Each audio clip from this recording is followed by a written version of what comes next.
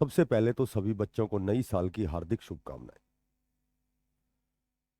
वो कहते हैं कि कुछ लम्हे कुछ यादें बतौर इनाम मिले, कुछ लम्हे कुछ यादें बतौर इनाम मिले, एक सफर पर निकले और तजुर्बे तमाम मिले।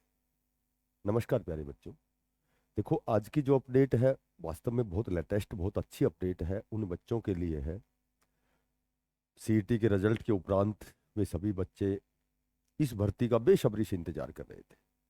तो आपकी जो सी ग्रुप मेन की, चूंकि सी ग्रुप में 18 प्रकार के पद हैं, सभी की भर्ती आनी है। हमारे माननीय चेयरमैन साहब ने, मुख्यमंत्री जी ने लगभग 5 साल में 2 लाख भर्ती करने का उन्होंने कमिटमेंट किया था।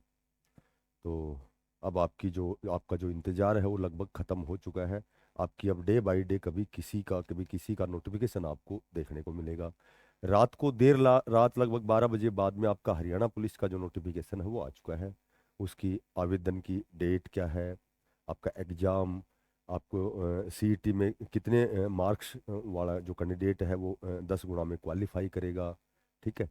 और आपकी सब इंस्पेक्टर की भर्ती है या फिर और टेक्निकल भर्तियां हैं आपकी, आपकी क्लर्क, ग्राम सचिव, पटवारी, यानी कि लगभग 30,000 प्लस आपके पदों पर जो 2026 में आपकी जो भर्तियां होनी है।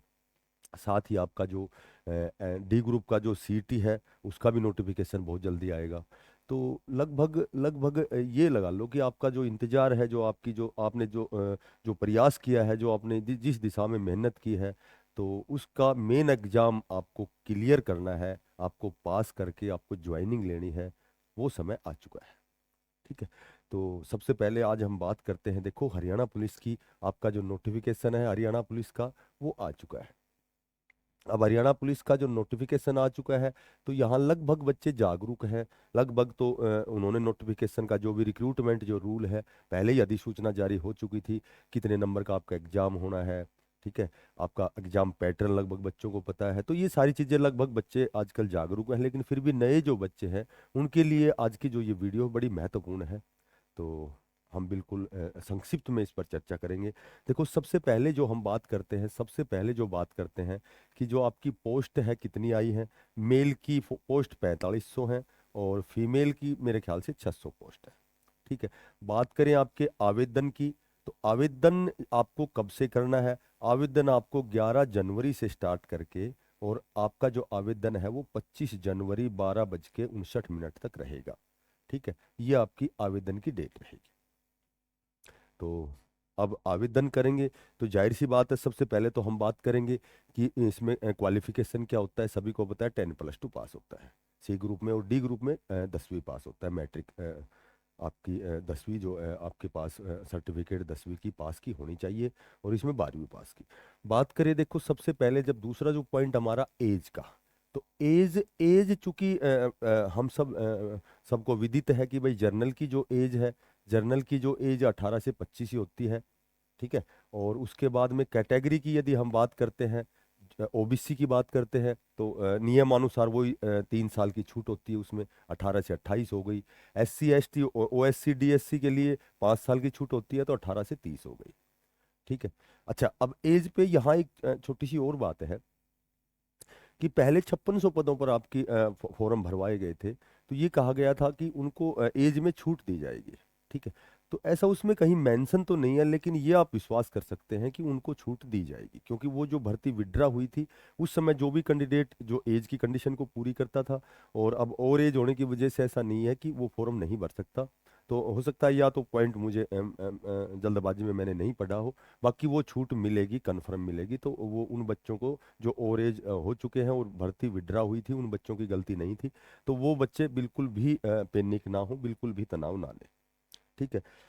तो अच्छा, इसमें जो एज की गणना है वो 1 सितंबर 2024 से की जाएगी।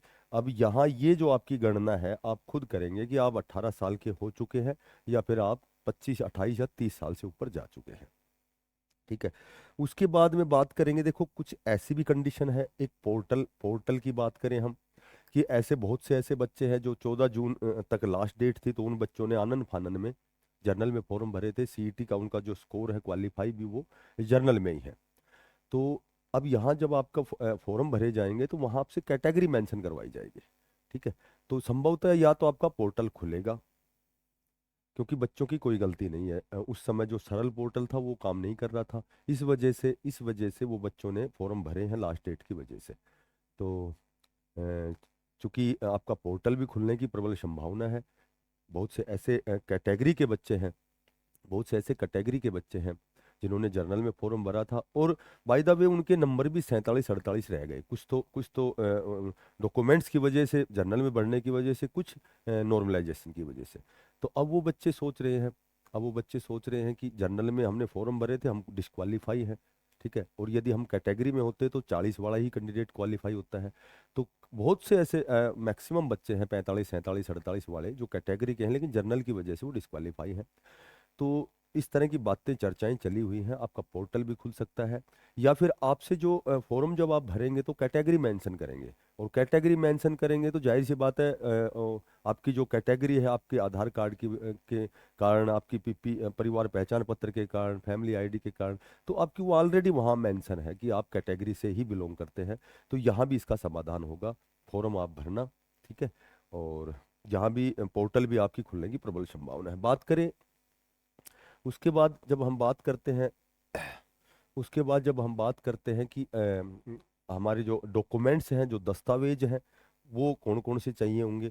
तो दस्तावेज की जब हम बात करते हैं, डॉक्यूमेंट्स की बात करते हैं, तो देखो सबसे पहले तो डॉक्यूमेंट्स में जो भी डॉक्यूमेंट्स है वो आपके 1 अप्रैल 2025 के बाद के होने चाहिए।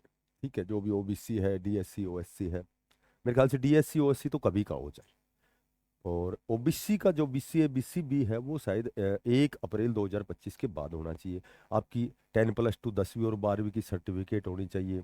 ठीक है, ये अपलोड होनी है, और उसमें स्पष्ट मेंशन किया गया है कि 10वीं 12वीं की आपकी सर्टिफिकेट हो, आपका जो है आधार कार्ड हो। ठीक है, आपका जो आधार कार्ड हो, उसके बाद में आपकी जो फोटो जो है, देखो आपकी जो फोटो जो है वो कलर होनी चाहिए, उस पे आपके खुद के सिग्नेचर होने चाहिए फोटो पे। उसके बाद में आपकी जो ओएससी डीएससी की सर्टिफिकेट हो गई, वो मैंने बता दी। उसके बाद एक अंडरटेकिंग आती है, एक अंडरटेकिंग का एक फॉर्म आता है, उसमें आपको अंडरटेकिंग देनी है उस फॉर्म में, क्योंकि हरियाणा पुलिस में स्पेशली मांगा जाता है। तो ये लगभग आपके डॉक्यूमेंट्स रहेंगे। उसके बाद जब हम बात करते हैं उसके बाद जब हम बात करते हैं आपका जो फिजिकल स्टैंडर्ड है, फिजिकल स्टैंडर्ड की बात करते हैं, तो लगभग वो एज इट इज़ वो पुराने वाला ही है जो आपका पहले था। वो लगभग पुराने बच्चों को तो पता है कि आपकी जो मेल हो गई, आप फीमेल हो गई, तो मेल की एक तो हो गई आपकी हाइट हो गई। ठीक है, जर्नल की हाइट 170 है, कैटेगरी की 168 है, या फीमेल की 158 है, कैटेगरी की 156 है, जर्नल की 158 है। फीमेल की हाइट की बात करें, चेस्ट की बात करें, मेल की चेस्ट की तो 83 से 87 तक होती है लगभग। ये जो आपका जो फिजिकल स्टैंडर्ड है, ये बहुत बहुत ज़्यादा आसान भी नहीं होता है, बहुत डिफिकल्ट भी नहीं होता। यदि जो बच्चा जिसका जिसका सपना ही पुलिस में जाने का है, तो वो तो ऑलरेडी पहले से ही अपने आप को वो प्रिपरेशन में लगा हुआ है फिजिकल में। रेस की बात करें तो रेस देखो 2.5 किलोमीटर है 12 मिनट में, इतनी आसान भी नहीं है लेकिन बहुत डिफिकल्ट भी नहीं है। जो लगातार प्रयासरत जो बच्चे हैं, जो तैयारी कर रहे हैं, तो वो आसानी से इस रेस को पार करेंगे। यहाँ यहाँ फीमेल की 1 किलोमीटर है 6 मिनट में। ठीक है, और ये जो एक्स सर्विसमैन है उनकी 1 किलोमीटर शायद 5 मिनट में, ऐसा कुछ है। ठीक है, तो ये फिजिकल स्टैंडर्ड भी उन बच्चों के लिए तो बहुत डिफिकल्ट नहीं है जो प्रयासरत हैं, और उन बच्चों के लिए आसान नहीं है जो सीधा जाके सोचेंगे भाई हम आसानी से जाके फिजिकल को क्लियर करेंगे। ठीक है, उसके बाद में आपके एग्जाम की बात करें तो एग्जाम में इसमें थोड़ा सा एक्स्ट्रा जो हरियाणा पुलिस में है, एनिमल हस्बेंड्री हो गया, एग्रीकल्चर हो गया, पुलिस की जो भी नियम है, आईपीसी सीआरपीसी कौन सी वो धाराएं हो गई, थोड़ा सा उनके नियम हो गए, धाराएं ला जो उन चीज से संबंधित भी 8 5 7 क्वेश्चन आते हैं। और यहाँ जो असली बात यह है कि आपका जो एग्जाम पैटर्न है वो क्वेश्चन तो 100 ही रहेंगे। ठीक है, आपके क्वेश्चन तो 100 ही रहेंगे, लेकिन लेकिन यहाँ यहाँ जो आपका जो कॉमन एग्जाम है वो 97% में डिवाइडेशन होगा।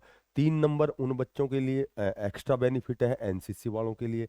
जिसके पास ए सर्टिफिकेट है उसको 1 नंबर दिया जाएगा, बी सर्टिफिकेट है 2 नंबर, और जिसके पास सी सर्टिफिकेट है उसको 3 नंबर दिए जाएंगे। तो टोटल 100 क्वेश्चन, और उसको 97% में डिवाइड किया जाएगा।